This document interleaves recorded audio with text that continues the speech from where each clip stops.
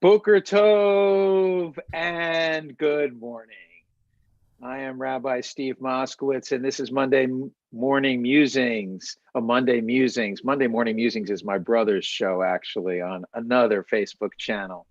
And I am the rabbi of Congregation Lador Vador here on Long Island. I am so pleased that my guest this morning is Dan Nichols. Dan, welcome. Boker Tov, Steve. It's great to see you. Thanks for having me on your awesome show, Monday Musings. Thank you. Thank you. Love that. Maybe you can write like a little tune that goes along with the show or I something. just I just did. You get All that one right, for there you go. free. There you go. Anyway, Monday Musings is meant as a spiritual kickstart to the week. So we hope this kickstarts your week. And Dan, let me just offer an introduction about my friend Dan. Dan Nichols is a classically trained singer. He got a Bachelor of Music in Vocal Performance from UNC. In 1995, he created 18, a Jewish rock band that has released some 11 albums.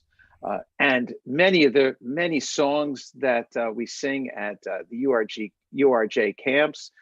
My favorite, Sweetest Honey, Litakain, is quite popular. I have to say, it's given me such great pleasure to see my own children jumping up and down, singing your music.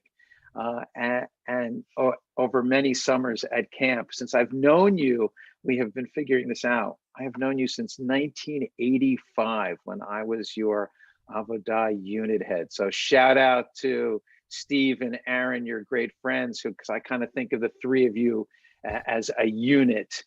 But for now, I'm just going to have Dan on the show. But really, it's been great to be your counselor those many years ago.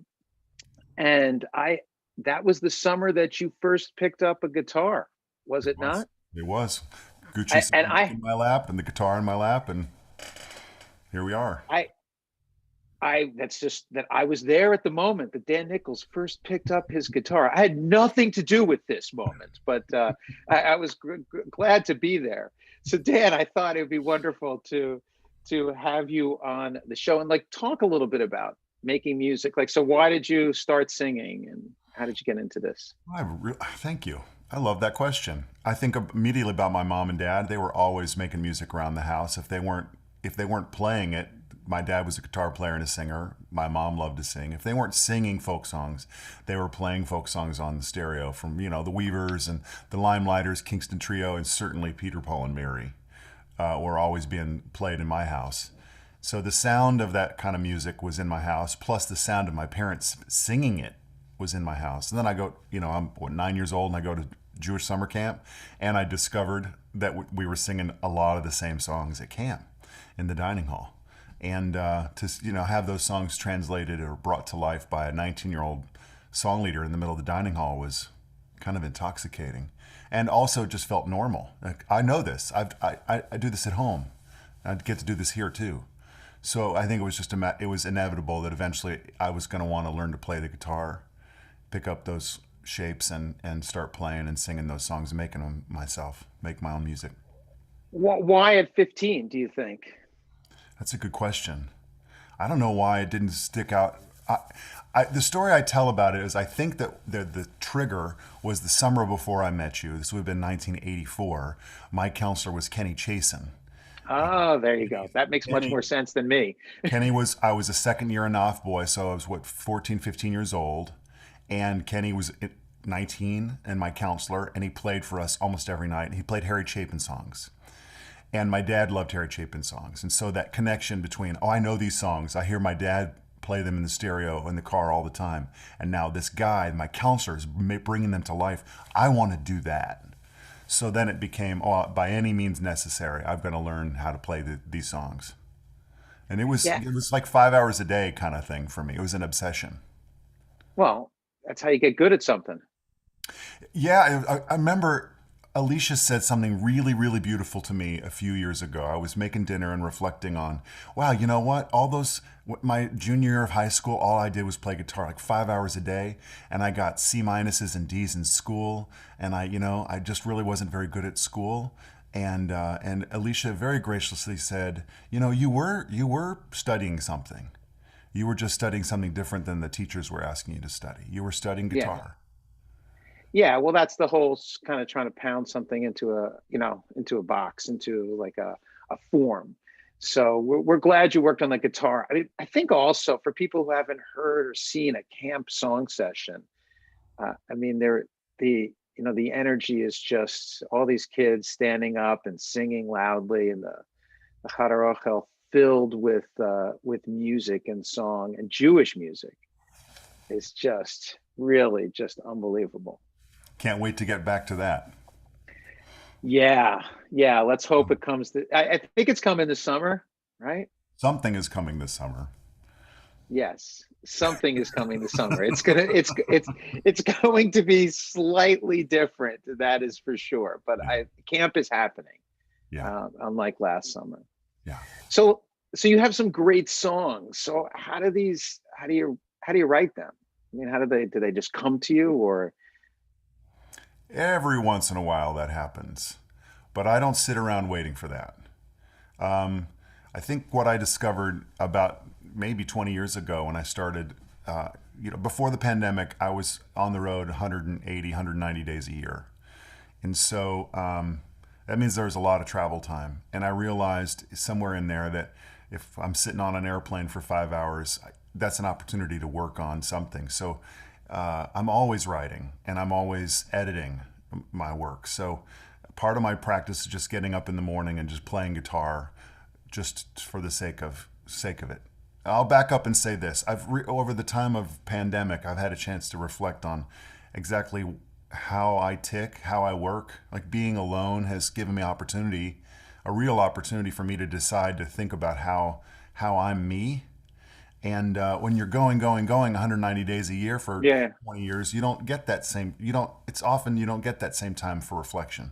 And one of the things I discovered is that I'm at my best when I treat myself like a Waldorf school child, where I have rhythm, ritual, and reverence. And then I treat myself like I've grown up from that frame to become a Montessori school child, where there are no grades. Curiosity is the highest order of importance, and where our work is our play and our play is our work. And when I keep that mindset, I flourish. And so, in terms of the rhythm, I'm always playing guitar, sometimes with no judgment, just curiosity. And that often opens up song ideas. I'm always editing. So, part of my ritual is I'm always editing my ideas. I'm always working on them, carving on them. Like I'm working on a song right now, and I've probably, in the last 2 weeks, I've written the song 13 times. So that's part of the ritual of my work. And then the reverence is the place to just stop and listen to it and reflect and just listen. So I'm always writing, and sometimes I'm in services and I'm praying and I'm reading something, or I hear a phrase that strikes me. Oh, I think I want to sing about that. I want to write about that. Or I'm struggling with something in services and I don't believe a line. I don't believe a word of that. What's going on there? So my process is very dynamic. It's always changing. Is that 13 rewrites frustrating at all? Oh, it used to be. But when I was when I was younger as a songwriter and just me, very judgmental, thinking that being judgmental was a way to get better. And I suppose that's a method. But I've discovered that being curious gives me much more opportunities. Instead of it just being bad and the conversation ending, if oh, that's different, I never considered that. What about this? What about that? It just opens up opportunities. And so curiosity is I've written this song 13 times so far. Isn't that interesting? I wonder what the 14th will bring. That's a great process. And what about the disconnect, or the, you know, what the song that's your favorite, and what's the most popular song? Do those are you surprised by how popular L'Takain is? Yes, and When you, especially Sweet as Honey. You mentioned that one. I yeah, that's remember. like my favorite. Thank you. I remember writing it and feeling like, oh, there's something there. I think that could be a useful tool in a song leader's toolbox. I wrote with a purpose. So I brought it to the band, Mark and Nathan, who make up our band 18, and I played it for them. And I originally wrote it on banjo, and I finished it, and they said, "How do we say this to him?" No, maybe lose the banjo. So I'm like, oh, I love the banjo. They're like, it's not working for us. Okay, lose the banjo, played it again on acoustic guitar, and you could see them. I finished it, and there was both this pause of, we don't want to hurt his feelings. We can tell he's into this tune, but it's not a very good song, or we're not into it. Maybe we're not hearing it. We're not feeling it. At any rate, we recorded it, and I felt like there was something there. So we recorded the song. Then I went to Havana Shira, which is a song leading workshop where people like me go to learn how to do this work better. And I'm there, and I taught the song, and it exploded in such a hyperbolic way, opposite of what Mark and Nathan responded to, that I was certain that everybody was making fun of me when they were singing it. They sang it for the rest of the week. Like, I was sure that I was getting punked. Like, Mark and Nathan are going to come behind a tree and go, ha ha ha, we got you. So sometimes it's not whether a song is good or bad, but what it's good for. That's something that Pete Seeger said. And also I realize if I'm lucky enough for you to want to sing my song, that's the gift for me. And I can have my favorite song that speaks from my truth, and you can have your song, and they don't have to be the same song for me to feel satisfied as a songwriter. That's interesting. Is it frustrating for your bandmates to sing the song that's not their favorite, so to speak? I think sometimes when we put a whole set together and there are songs that they would really love to play because they're chewy in a way that they want to dive into, but I'm at a camp that really wants these sets of songs in this kind of manner, presented in this kind of manner. I've seen some frustration there, but that's why we do recording retreats, and we get together and just hang out and make music for the sake of making music. That kind of scratches the itch, Right. It's such an interesting, dilemma. Like, what is it certainly happens to me, like what the sermon I'm most excited about, like, wow, man, some of those sentences that you really carved out, and those were like, I was so excited, and everybody's like, yeah, I like the one last night, that was like so, and then I was like, and that one I threw together in the last minute, with a couple stories and so forth. So it's an interesting thing, the creative process and how people respond to it. I learned something from Lisa Kanan, who's a friend of mine out on the West Coast, out in Marin County. I was leading a program of group singing, and I really cared so much about the program that I put a very defined beginning, middle, and end. I had poetry right in the right places. It was a very curated hour of singing. And later she's like, I got to tell you, I like it better when you just are in the moment and you're not running from a program sheet. You're just letting it flow. And that taught me a lot about sometimes it depends on the moment. And so I'm hearing what you're saying about you're definitely Marcia's son. She's taught you well to craft a good sentence and value that. And that's awesome. And sometimes people value something different. Right. And I find that to be fascinating in terms of doing communal leadership, whether it's worship, song leading, informal Jewish ed, certainly performing. And the prayer service obviously is a script that we have to follow. And sometimes that is, you'll forgive me for saying this because I'm of course a rabbi, it's almost the burden. I mean, it can get in the way of prayer. So let's talk. There's two songs that we spoke about that I'd love to kind of highlight. Okay. Because when we spoke earlier, you were explaining to me, and I wanted you to share with everyone, sort of how these songs came about. So first, you were telling me about Aleinu, this new Aleinu that you've written. So tell me a little bit about the process behind that one. Well, one of the reasons that I think my memory it came up was you were asking me about collaboration and do I collaborate when I write? And more I've been collaborating with Cantor Ellen Dreskin. First off, she started as a teacher of mine, and then she became a friend and a teacher of mine, and now a friend and teacher and collaborator. And we were having a conversation about this prayer in the service near the end of the service called Aleinu L'Shabeach. My memory of it was it got sparked because I was at a service somewhere. And the rabbi said, just before the service, I was one of the special guests at the service. And the rabbi said, listen, if we had a lot packed into this service, and if we're running short on time, we're going to cut Aleinu. And I blurted out, wait, you can do that? And he said, yeah, we can do that, and no one will notice. And I'm like, That's far out, man. You're just going to cut Aleinu. In fact, the service did run long. He did cut Aleinu, and nobody blinked. And no one seemed to notice. So Alan and I were talking about that later. Like, what's up with Aleinu L'Shabbat? Is it not important in the Reform movement because of the chosenness language that exists in the translation that makes some Jewish people in the Reform movement uncomfortable with chosenness? Is it that we just had a meaningful moment with Misha Berach praying for people that we love who are sick, and now we need to get to announcements, Right. and we have to get to Kaddish Yatom, where we remember our beloved dead. Those are important moments. And Aleinu, we're running short on time, so cut it. Yeah, I think, by the way, your observation of its placement in the service is why it's like usually it's like there's the sermon, there's Misha Berach, there's the Kaddish that are sort of bookending it, and so it's sort of like, okay, we got to get through Aleinu because we got to get to the sort of like it's like this bridge between these super important parts. It feels like a bridge instead of a moment of awakening. And what Ellen was teaching me was that if Baruch Hu at the beginning of the service can be considered a call to worship, Aleinu L'Shabach near the end of the service, it should feel like a call to action. Aleinu L'Shabach literally means it's on us. And it should feel as if we're going out into the world. We've been transformed during service. We've been changed in some way to want to go out into the world and partner with the Holy One to make the world better. And yet it's not feeling like that in Reform services so often. And also part of the words in terms of the traditional parts of Aleinu, let's again b'malchut Shaddai, like to right? I mean, like, so there's that call to action that you're talking about to repair the world. So that's there. Do you want to share a little bit of it? I'd love to.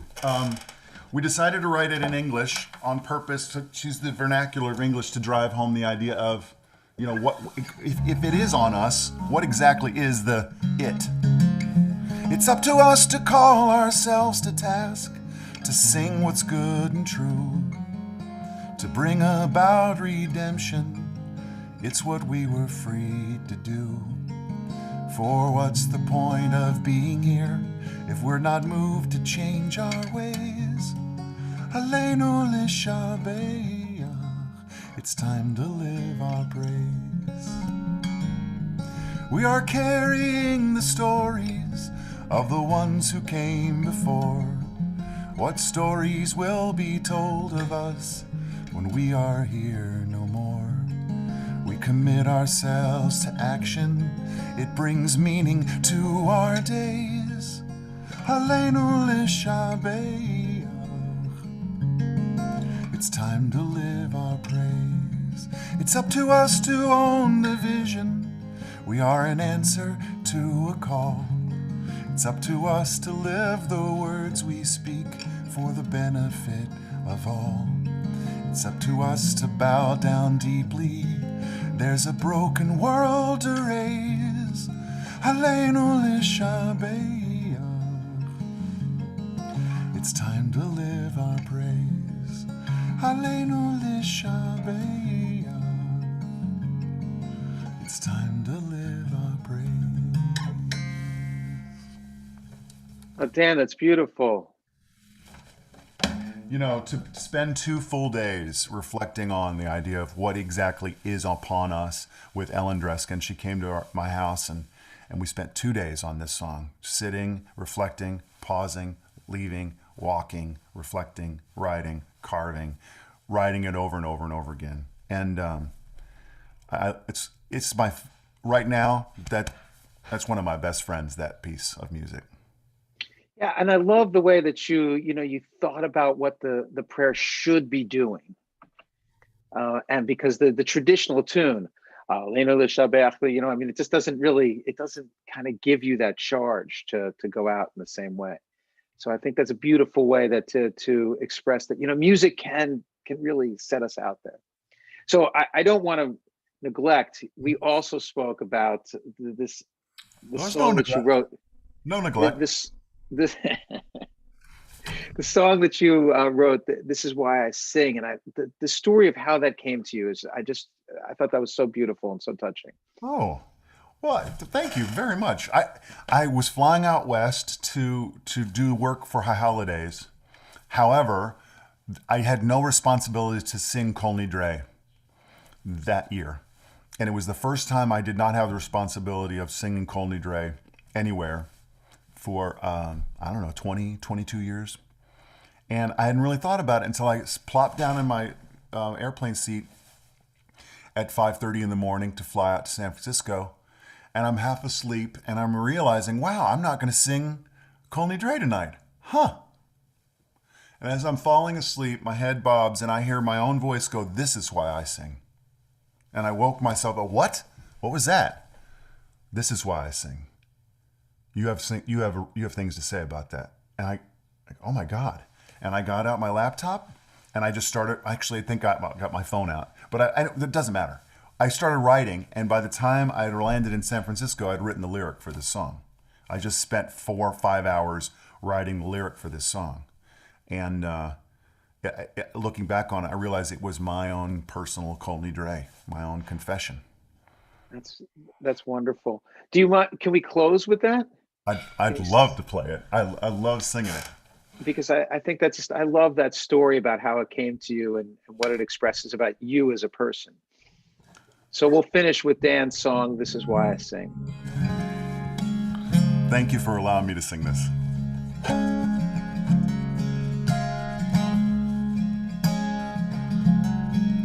For the scrape and the pull of the nail on the string, the wish for something better a heavy sigh brings. For a cracked wooden box, roaring galaxies, and fingertip secrets, calluses set free. For the call and response of the hope I hear, thanks and the trust in a God I don't fear. For my relief in a holy one of blessing, and my belief in a lifetime of wrestling. This is why I sing. This is why I sing. All I have I bring. This is why I sing. For the flesh and the blood of a body built to feel, the daily desire to know something real. For the quiet of twilight, the raw winter air, the riot of thunder, your hand in my hair. For whispers and screams and the joys of release, the days and the dreams in a home I know peace. For the love from someone who knows enough to leave, the gift of a life that gives more than I need. This is why I sing. This is why I sing. All I have I bring. This is why I sing. For the sun and the moon and the shadow I cast, for all my tomorrows and yesterdays past, for the rhythm of heartbeat that means I belong, the touch of a feather, the silence in song.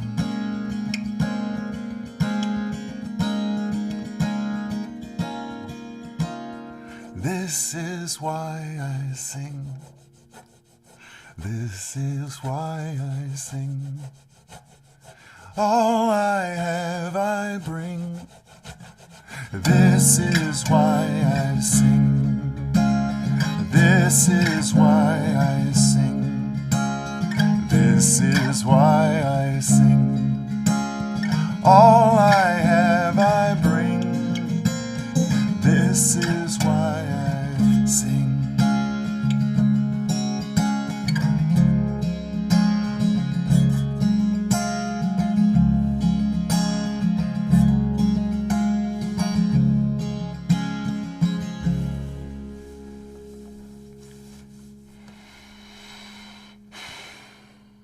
Amen. That feels like a confession. It does. Amen. Oh man, thank you for letting me sing that for you this morning. Yeah. Dan Nichols, my friends, and this is Monday Musings.